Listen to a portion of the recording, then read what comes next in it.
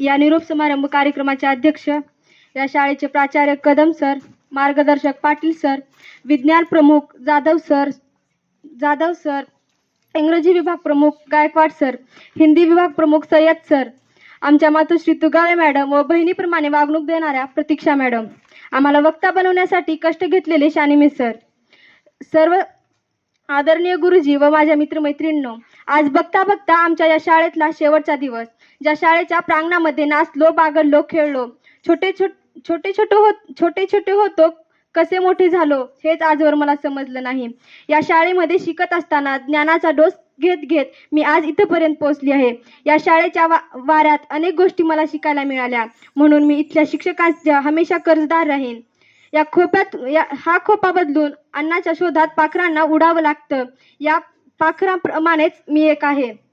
जाता जाता 4 ओळी गुरुजींसाठी. मोडला सारा संसार पण मोडला नाही कणा, पाठीवरती हात ठेवून सर तुम्ही फक्त लढ म्हणा.